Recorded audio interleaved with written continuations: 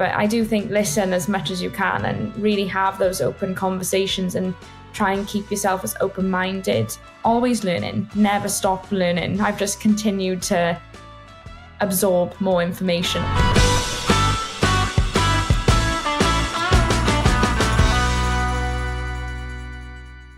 Welcome to another Content in Business podcast episode. And this one is a spotlight session with Sam Eastcott, the founder and managing director of The Circular Studio. The Circular Studio is a fluid community space that aims to offer local opportunities in fashion while rethinking waste. Welcome to the show, Sam. Thank you very much for having me. Glad to get through that first sentence without fluffing it up. Well, carry on and tell us about the Circular Studio. Yeah, so as you guys know, I was in a different role May last year, and I ended up leaving that role quite quickly. And I found myself in a situation where I needed to pay my rent. And so one of the things I had been doing sort of on the side was buying and reselling clothes. And so I just went sort of head dive into that and just started buying a few more clothes. I started mainly with trainers. I think I went into a charity shop, found a pair of trainers for £7. Thought, oh, I wonder if I can resell these. Cleaned them up and resold them for 22 quid in about half an hour. I thought, okay, maybe I could do something a little bit to help myself cover the rent. And then fast forward to 2 months later, my first month I'd made £800. And I thought, okay, that's definitely covered my rent. I only needed to find 500, so I was 300 in profit. So I was like, okay, cool. Maybe I could try this for another month. And I did the same. And we got to a point personally where it was either stay in England or move back to Wales. And just with the cost of living in England, we just thought it was a no-brainer, really. So we moved back to Wales, and I ended up filling my old bedroom with a bunch of clothes and shoes. And it got to the point where my boyfriend was kind of like, okay, this is getting a bit much now. I was like, yeah, fair enough. And so I saw a space in Caerphilly, which is where I'm from locally. And the sort of idea for the Circular Studio came from just seeing the space. I went in and I thought, oh, this is quite a nice space. It was right in the centre of town, off on the side street, which I thought it's nice to be off the beaten track. Some of the best things are always there. And I thought I can run workshops from here. I could sell from the shop. I could create a little space, and it could sort of become a multifunctional space. And one of the biggest pain points for me as a fashion student from Wales was there are no opportunities in fashion in this country, very limited. I think there's peacocks in Cardiff. So I really wanted to give the same opportunity to people that I really wanted without having to move to a major city just because of the cost of living. So I just took on this space and I filled it with my clothes. And I took on the space in October, and it felt like the longest time to get it open because I was moving all of the stuff from my family home into this space in my tiny Toyota car. It felt like it took ages, and I finally opened the doors in January for Secondhand Saturday, which I only open one day a week, and the response has been amazing. I've exceeded sales growth that I anticipated. I only expected to sell maybe £90 worth, for the month. We've done well over 300. And the reach on social media has been insane. And it's just gone from there. It's been one of a whirlwind. The idea sort of came about in that October when I saw the space. And since then, it's just transformed into a little ecosystem of circular economy in the heart of Caerphilly. And I'm actually looking at taking on a second space at the moment. In a newly developed area and doing a more higher market product, just seeing that there's so much demand in Caerphilly for a variety of things. The high street is dying there and I just want to be a part of it. So it's just come about from that. The purpose that you mentioned there, that is always seems to be a really strong driver for people to accelerate and grow. You want to grow something special. having a kind of purpose that's beyond just retail money, that kind of thing, that you mentioned about the opportunities and things like that. But fantastic that it's, so fresh, really, so fresh and new, but already exceeding the expectations, quite, considerably as well. But I love also the finding the way kind of approach as well, where I kind of tried this and thought, hang on, and spotting that opportunity as well, is really great to hear. You mentioned a little bit about the kind of length of opening and from the concept to realization. How has the journey been? What you expected so far? Yes and no. I think some of the hardest challenges have been the mundane challenges, like electricity, Wi-Fi. Those things took a lot longer than I anticipated. And the interesting thing is I've managed to negotiate a short-term lease with the space I'm in just to test the idea. I didn't want to go, let's go for a 3-year lease. So I managed to get 6 months. And one of the biggest challenges was trying to create a welcoming space that sort of elaborates on the concept you're trying to deliver without having to spend thousands on decorating, because that wasn't part of the agreement.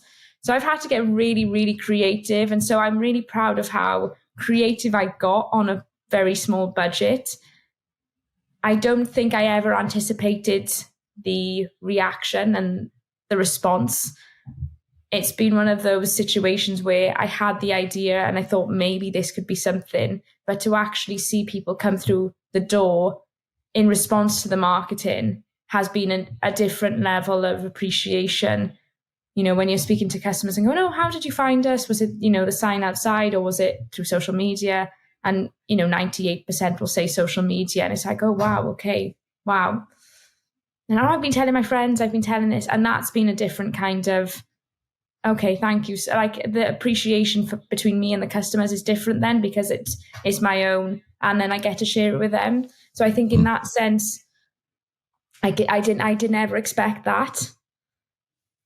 That level of community seems to be a big driver there, like you said, about people letting other people know and things like that, and responding on social and engaging on that front as well.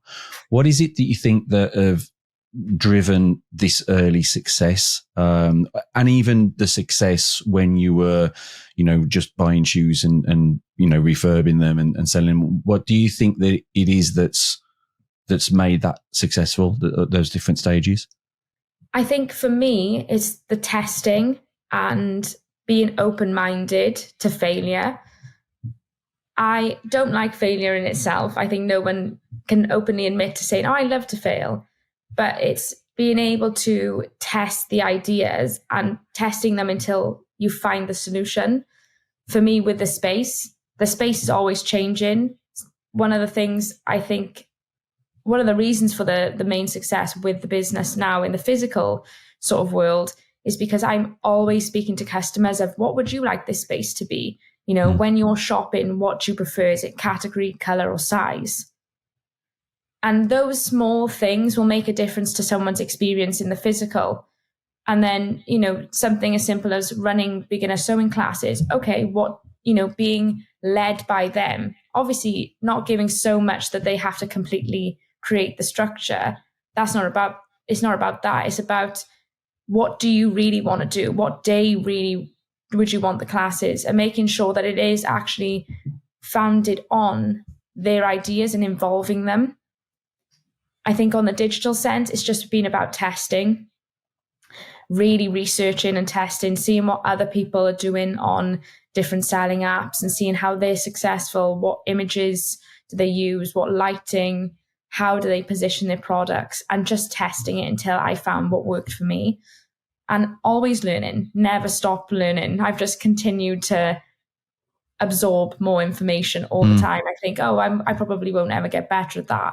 And then you see something else, which then leads you to test something else. So it's always evolving. That's the listening is so that's really insightful that you're doing that listening, you're asking those questions, and you're kind of monitoring and examining what others are doing, while, like you say, not letting it completely take over your business and just trying to please everybody. So many business owners and founders fall into the trap of getting really, really passionate about what they do, or what they intend to do, and really pushing that through, really believing, and the danger is believing your own hype then and going down the wrong route and all that. And of course, having a vision, having a dream, having a purpose is going to be the key, but absolutely that listening is really, really important. That's got to be a massive contributor, 100% to the journey so far. Yeah. I think without it, we wouldn't see the response that we're getting. I think it's great. I mean, and also having the empathy, there's so many things that are not perfect with the shop. I don't have prices on clothes. And a lot of people go, oh, I don't see a price. No, just speak to me. I don't have the budget right now to get tags. And that's the truth. And I think people resonate with that it is a difficult climate. And I'm starting a business because I want to do something for the community. I want something in my local area. But I'll also having that conversation when I don't have the budget, but actually just speak to me. And I also encourage people to sort of have a barter and negotiate, because I want people to learn that sometimes you don't always have to go with the first price you're given.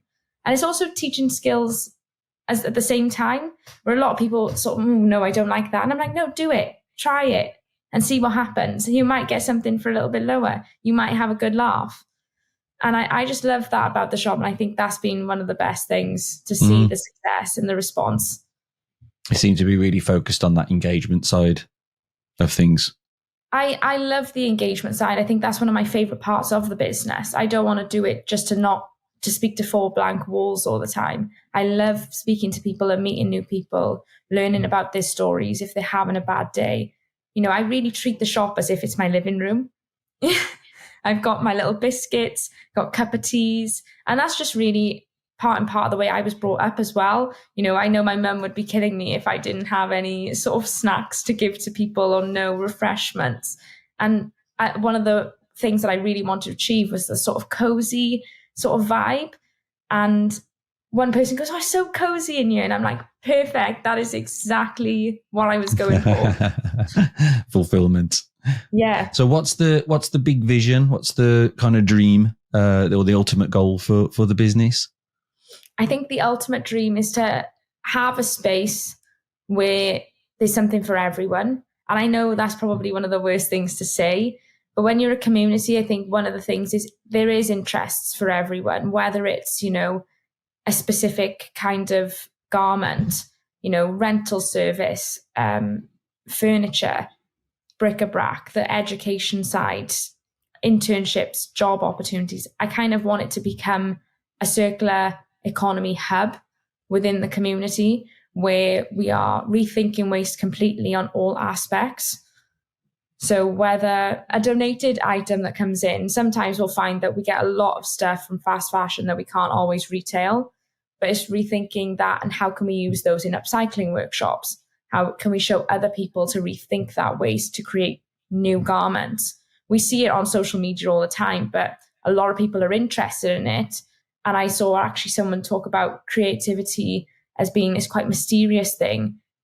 And I want it to be a more collaborative thing, especially within the community. I want people to share those ideas. And I really want the Circular Studio to eventually become a hub for that, the go-to place in the area. And eventually I kind of want to franchise the idea where that can be replicated in different areas across the country, working within their local economy and working with what works best for them. So whether they promote something more, working with that and really listening to that community. So that's the big goal, but however long that will take. I suppose it's in fashion, it's really important that ultimately it's about delivering on what people want, because there's obviously tastes and there's so many different tastes as well. Yeah. It's much harder to just kind of create something and push it out there and say, this is fashion now, wear this. ultimately, if people just don't like it, in whatever number, it's going to be hard to convince people to change their tastes because it's so personal to them, isn't it? Yeah, exactly. And I see that as well now. I handpick pretty much all of the clothes that go out. So I research a lot before I pick. When you go into a charity shop or whether you go online, you have to have some sort of knowledge on what people will want beforehand. I always say that buying and reselling is so easy when you know what people want because you're just supplying and demand, But when you have that sort of subjective approach, I might have put something out the other day, and I actually did this where I had some donated items and I thought, I don't know if these will sell. And I thought, well, I'll put them out anyway. And then within a week, someone come in and was like, oh, and pretty much bought them all. I was like, oh, I love these things. And I was like, okay, great. So I can't actually have that biased opinion where I might not like it. Actually, I have got to try and, again, test and try something new where, okay, I might not put it out, but someone else might immediately gravitate towards it.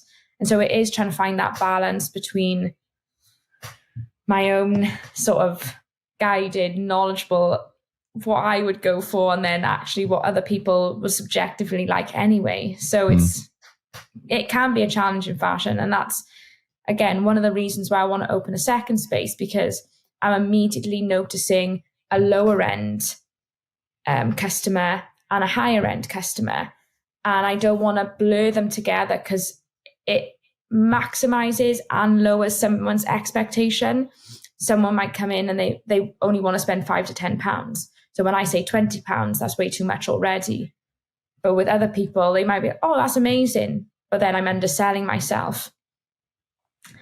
And that's really where the idea for the second space has come for a more higher end market and menswear, because I have so many men come in and my menswear rail is one rack. And I feel awful because I'm like, I'm so sorry. My menswear just goes out the window. It just goes so quickly.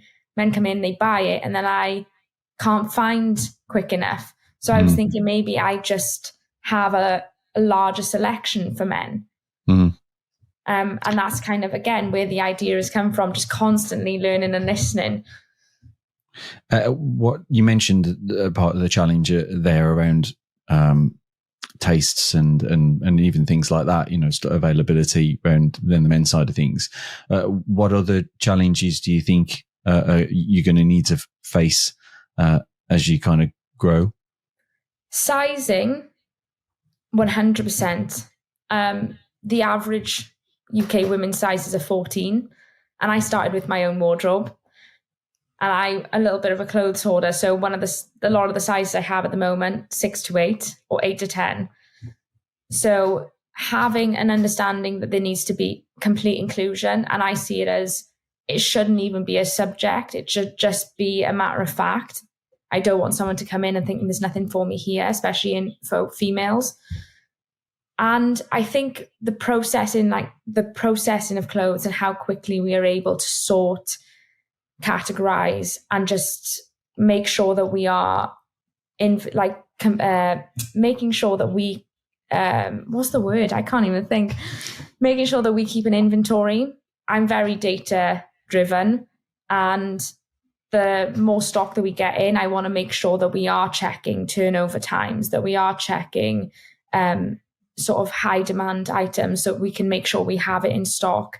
And those are the small details for me that really matter in terms of how we can maintain a good income level, how we can actually increase our profit margins. And those small things for me are going to be the biggest challenges, because operations is not necessarily my background, and it's going to be something I have to learn or have to go out and speak to other people or hire someone to consult with.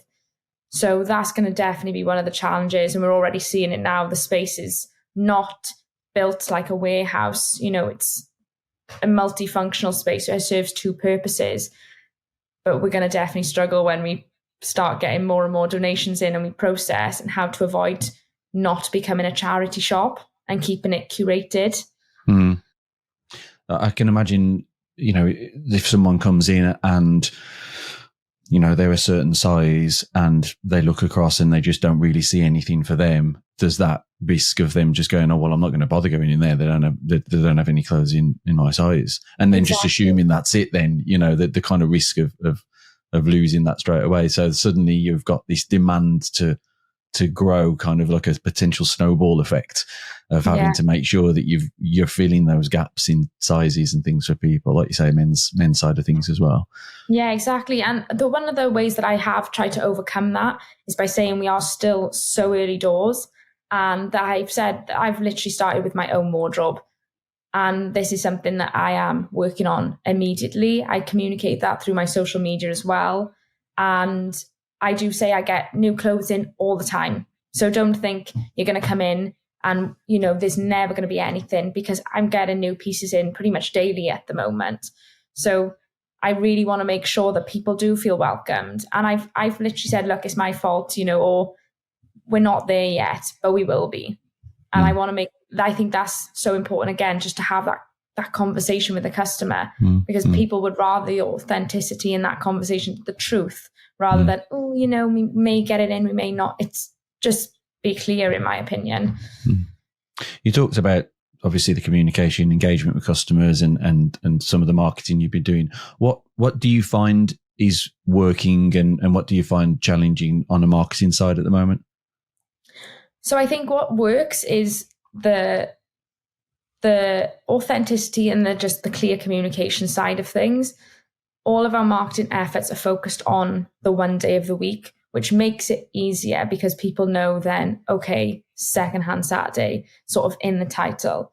So I think that's the easy part, that everything that we're promoting is just focused on one day of the week. The challenge is being creative and consistent.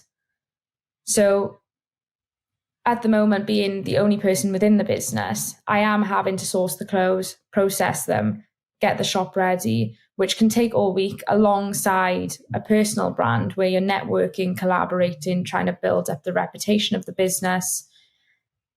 And I think one of the challenges then that comes with it is, how do you forward plan enough content, create it, refine it, and then draft it to the same consistency that you need in order to really build that engaging community, and then have the customer relationship side where you are messaging people, responding, sort of taking the time to comment on similar accounts, getting the attention of influencers you'd like to work with. That in itself is a complete job role. So I think the challenge online sometimes is being able to elaborate those creative ideas in a timely manner. And I think it's one of the things I'm really struggling with. But I've had someone contact me about an internship. So I'm actually looking to take on a digital marketing intern to help with the social media side, which is great because that's exactly what the business is about. I want to offer opportunities. I'm not salaried at the moment. So that's something I've got to be honest with, that I can't offer a payment position because I'm not paid.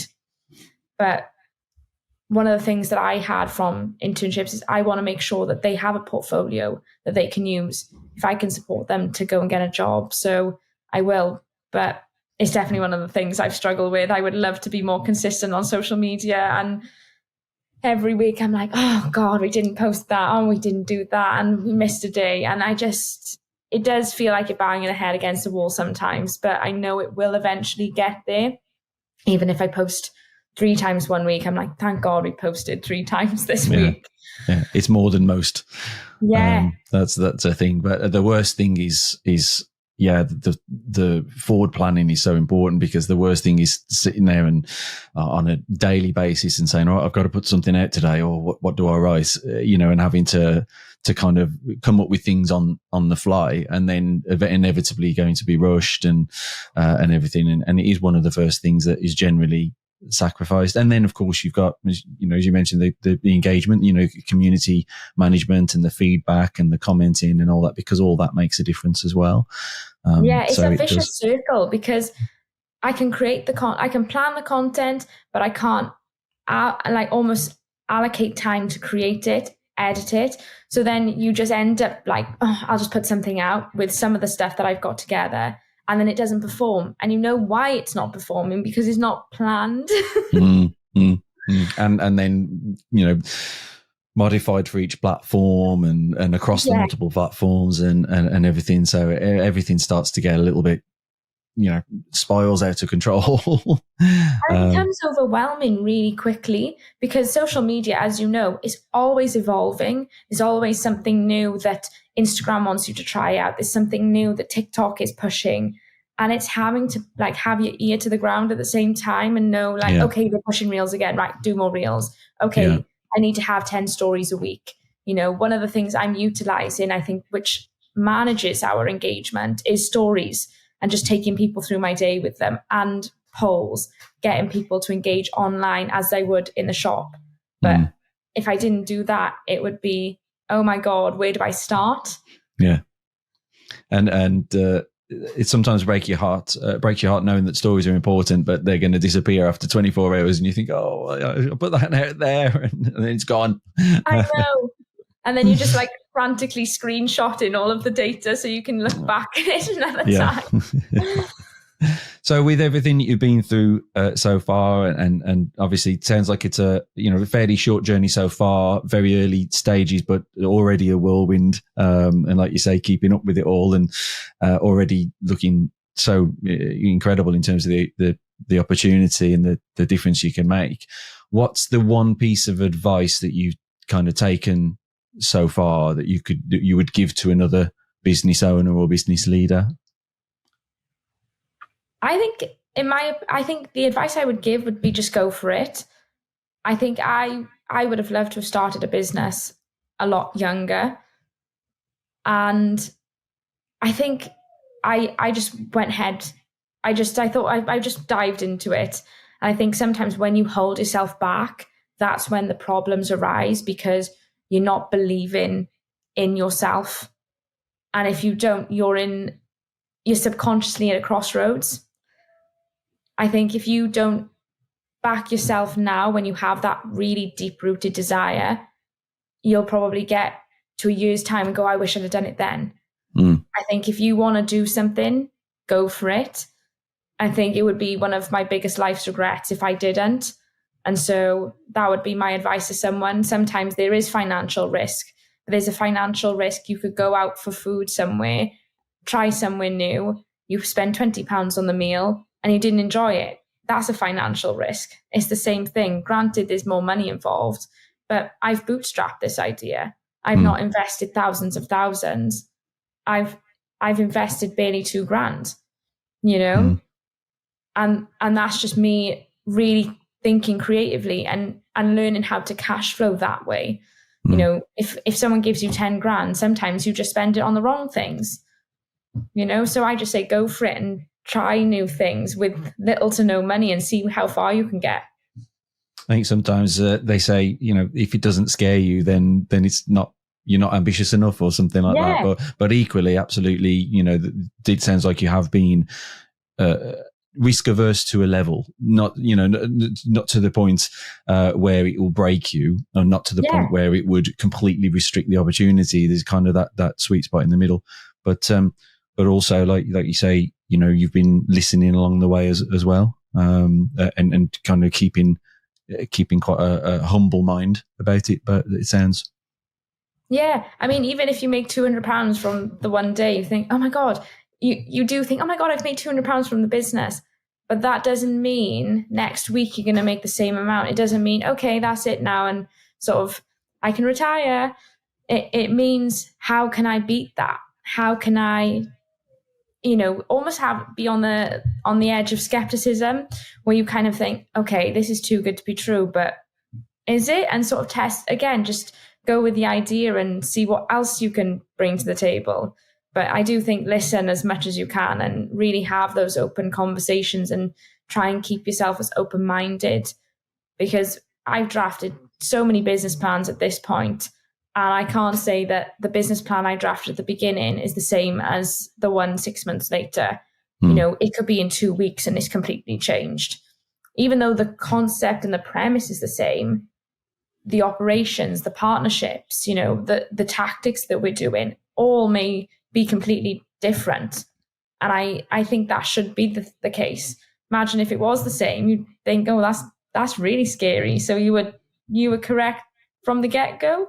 That's just, I don't think anyone's that lucky. No, be flexible, be driven, have a vision, but be flexible. I love that. Yeah. That's brilliant. Well, we will make sure that we point to all of your locations online and physical locations in the show notes to make sure that anybody local can get there and then to the actual location to your store itself. Yeah. Thank you so much for the conversation. I really, really enjoyed it. And thanks for your time. And I'm sure we can probably end up having another one in the future sometimes and an update on where you're at with things. Amazing. That sounds great. I like to talk about the business. It's probably my one personality trait. Well, thanks again, Sam. And for everybody listening, you can find the rest of our spotlight sessions as well as standard episodes between myself and Rob at playfairmarketing.com/podcast. And obviously you can tune in on major podcast platforms and on YouTube as well and on our social locations. But thank you so much for listening and see you next time. Thanks, Sam. Thank you very much.